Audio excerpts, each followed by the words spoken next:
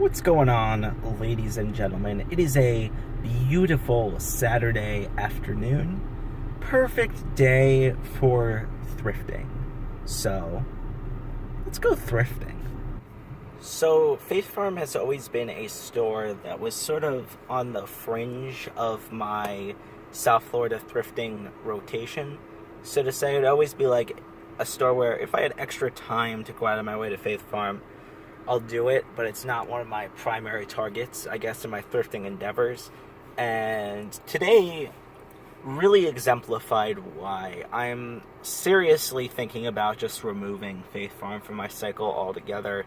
Not really thinking about returning here anytime soon, simply because they have abolished their VHS section. The vast majority of their books and CD sections have been transformed into a library of gospel and Christianity books. And,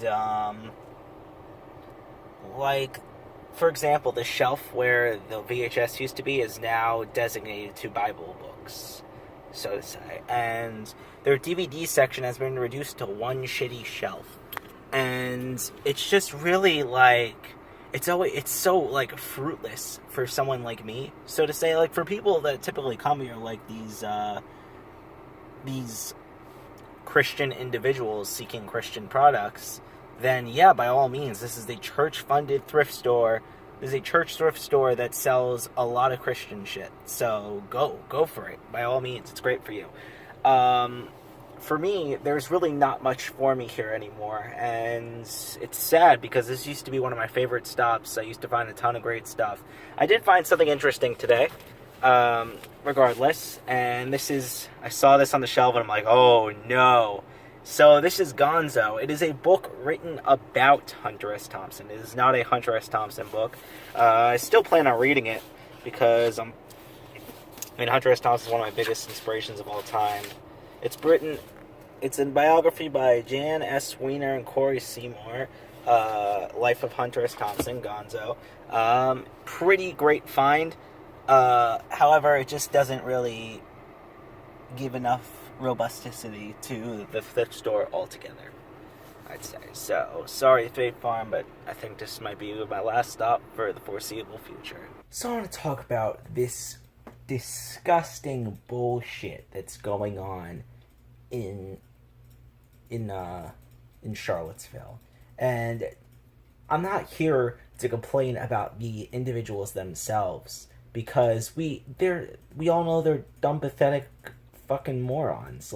No offense, they're idiots. We know that. That's the given of the story. That's the given of the situation.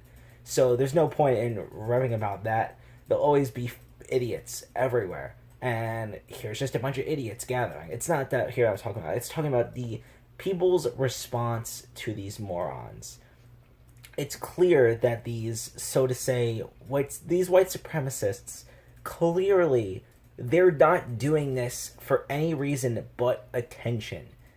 Positive or negative. By giving them the attention they so seek, you are allowing them to succeed. So by harping over it, sharing it all over social media, going through these huge social media debates and diatribes, in person antagonizing them, throwing shit at them, screaming at them, you are fueling them. You are letting them win. By completely ignoring them, letting them do whatever they want, and just letting it happen as long as it doesn't turn violent, obviously. Because they haven't done anything violent yet. That's an important thing to note. They have not done anything violent. They have been standing there speaking. So, by letting them do it and just ignoring them and not giving them the time of the day, they lose their power. Their words have no meaning because no one is absorbing them. If their words are... These reactions are fearful reactions. So if people are hearing these words and reacting in fear, they are succeeding. They are instilling fear in individuals. And in turn, they have won. So that's what people don't seem to get. That's what people don't seem to grasp about this whole situation, is that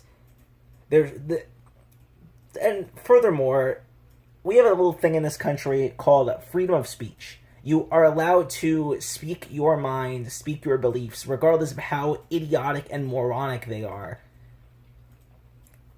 regardless, you are allowed to do that as long as you're not inciting violence or instilling violence, which they are not doing.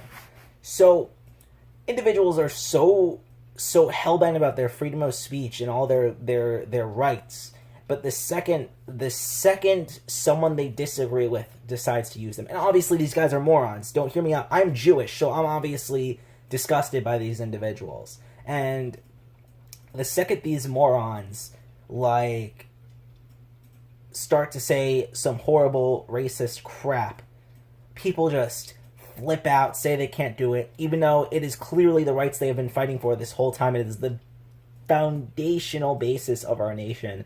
Yet people just seem to be oblivious. The second it's something they disagree with, it's not allowed, which is absolutely ridiculous. And